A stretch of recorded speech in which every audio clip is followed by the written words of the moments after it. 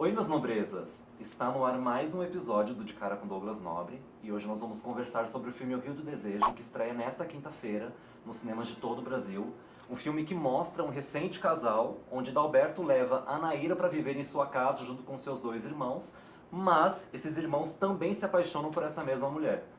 Para conversar um pouquinho mais sobre esse longa, eu converso com os protagonistas e com o diretor, Sophie Charlotte, Rômulo Braga e Sérgio Machado. Tudo bem? Tudo bem. Como que vocês estão Bem. com esse lançamento? Ótimo.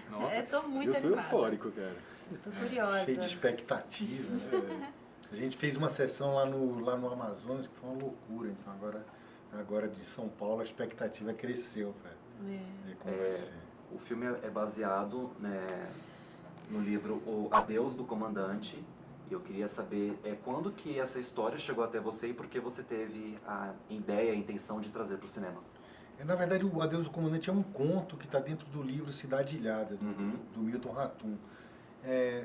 Surgiu já há bastante tempo, tem uns 10 anos, eu estava meio angustiado, porque um filme que eu estava fazendo parou, aí para esfriar a cabeça eu falei com uma amiga minha, crítica literária, e perguntei a ela quais são os livros mais interessantes que foram lançados ultimamente. Ela me fez uma lista, me levou para comprar alguns livros, e aí quando eu cheguei no Cidade Ilhada do Milton, eu falei, não quero nem ler os outros, é por aqui que eu quero ir. Aí eu procurei o Milton, ele topou de cara, e aí ele me disse uma coisa que eu acho que norteou essa adaptação, que ele disse, não, você pode adaptar um conto, mas cada conto que eu escrevo é só um pedacinho da história, eu sei tudo o que acontece antes, o que acontece depois. Eu pedi, então escreve para mim outros contos com o que acontece antes, o que acontece depois, e ele foi escrevendo outras histórias, outros contos com os mesmos personagens, e eu acho que o nosso filme, inclusive, é mais parecido com os contos novos que ele fez. E tem uma coisa só bem curiosa, que é o seguinte, o editor dele está sugerindo dele pegar esses contos todos que ele escreveu, juntá-los e fazer disso uma novela. Então seria um caso, acho que único do cinema, de um conto que vira filme e de um filme que vira romance.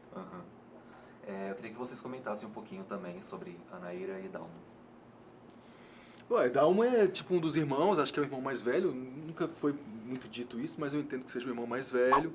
Eu sinto que o Dalmo, ele meio que abraça as tradições da família, os comportamentos da família, são irmãos órfãos, eles moram numa casa herdada de um pai que não existe mais, de uma mãe que não existe mais, e de repente aparece uma pessoa iluminada no meio daquilo tudo, daquela história pesada e silenciosa, silenciada.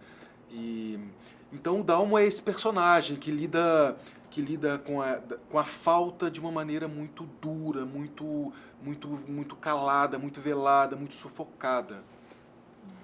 A Anaíra é minha personagem que, no encontro com o Dalberto, e nesse encontro, que é uma paixão muito grande, muito arrebatadora, vai morar na casa com os irmãos dele e, com a sua potência de vida, com o seu brilho, quer iluminar aquela convivência, né? Que aos poucos, meio sem saber o que está fazendo, mexer nos nós que estão naqueles vínculos, naquele lugar que está meio quase assombrado, né? Mas então o marido dela, o noivo dela, parte para uma jornada sem ela poder acompanhá-lo, e ela fica nessa casa cheia desses fantasmas e com a presença desses dois irmãos. É um personagem que tem uma pulsação de vida muito grande, não está ligada a uma moral, uma gramática tradicional, mas vive a pulsação dos próprios desejos e da própria liberdade desse corpo com naturalidade, né? Reflexo do feminino potente, né? Sim.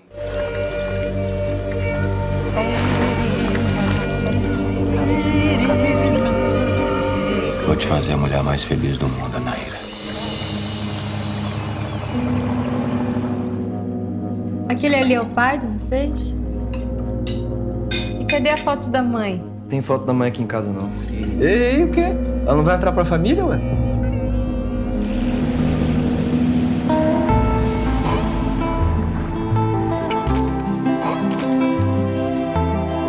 Queria aprender.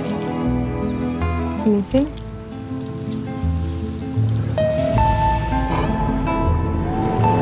Podia ser 2, 3.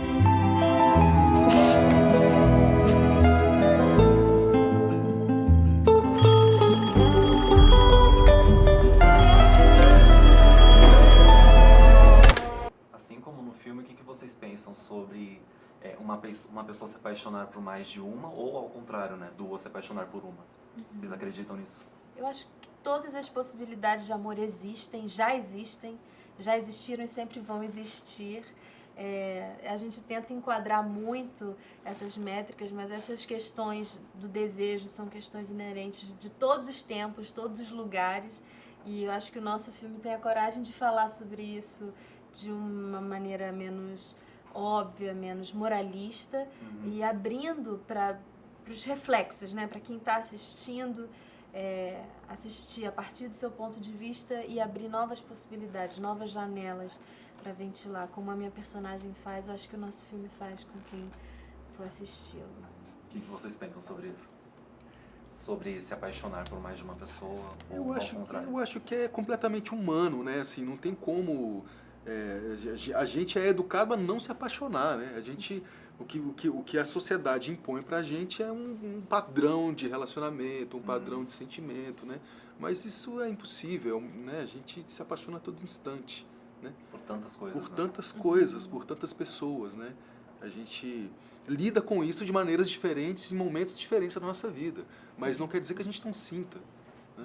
A gente tem responsabilidade social, responsabilidade afetiva, mas a gente sente o tempo inteiro. É o que eu sei. E a ideia que norteou a escrita do roteiro, que a gente falava o tempo inteiro quando a gente estava dirigindo, fazendo o filme, era a ideia assim, que você pode quebrar qualquer lei, mas você não pode quebrar a lei do desejo. É isso que o personagem dele faz, né?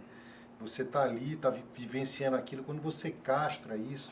E eu acho que, no fundo, eu nunca tinha pensado nisso, mas eu acho que tem a ver com o que aconteceu no Brasil nesses últimos anos, assim, esses personagens que castram seu desejo e que proíbem o desejo do outro.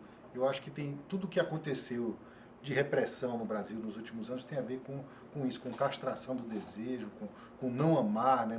Não se permitir amar, né? Falso moralismo. Um falso moralismo, a cultura ao ódio, a violência, né? E eu queria fazer do personagem da Naira um anti tudo isso, né? Um personagem que é luz, que é vida, que transborda a vida por todos os poros.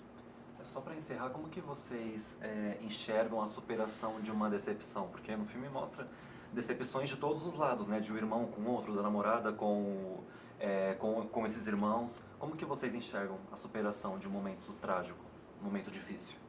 Nossa. Pessoal ou no personagem? Para vocês. Superação de um momento difícil, como eu De uma enxergo? decepção. Eu continuo insistindo na natureza do ser humano, porque as decepções sempre virão. Né? Porque expectativa é igual a frustração. Essa conta ela é básica. E a gente também vive de expectativa, porque o desejo também mora na expectativa. Sim. Então, com certeza a gente vai se frustrar em algum momento. Então a gente também enquanto ser humano, a gente também é treinado para lidar com isso, do meu ponto de vista. Eu acho que o nosso filme faz um paralelo muito bonito de imagem com as imagens do rio, com as imagens da mata, da floresta. E eu acho que isso é uma imagem que me interessa muito. Nesses momentos onde sua dinâmica afetiva, humana, está muito caótica, olhar para fora, né? Ver, mudar seus parâmetros, fazer quase que puxar e olhar esse barco correndo num rio imenso, né? Assim, ou numa natureza que é muito maior do que você. Então, assim, mudar um pouco o ângulo do ponto de vista. Sim. É o rio do desejo, né? Você não pode Você frear. não vai parar. Você não Você pode vai parar frear esse um barco, rio, né? O desejo, se você tentar frear esse rio, você vai ocasionar tragédias, né? Porque tem um curso ali que você tem que deixar ele fluir, lidar com ele, mas a castração violenta e abrupta é o que gera tragédias, como aconteceram com os irmãos e como que aconteceu no Brasil nos últimos anos também. Com certeza. Então, para finalizar, convidem a galera que está acompanhando agora o canal para irem ao cinema a partir desta quinta. Então fica o nosso convite para todos vocês assistirem o nosso filme, O Rio do Desejo. É muito importante para o maior número de pessoas ir na primeira semana. A gente está retomando o cinema nacional nesse momento, para as salas de cinema, né? Depois da pandemia, depois de todo esse momento complexo que a gente viveu. Então quem puder, assista o nosso filme, O Rio do Desejo, que a gente fez com tanto amor. Que é um filme de imagens grandiosas, né, do Rio, bonito de ver no cinema, né? É o Brasil na tela. E esse foi mais um episódio do De Cara com Douglas Nobre. Não se esqueçam de curtir, compartilhar, se inscrever no canal. E até o vídeo da semana que vem. Tchau! Tchau. Tchau.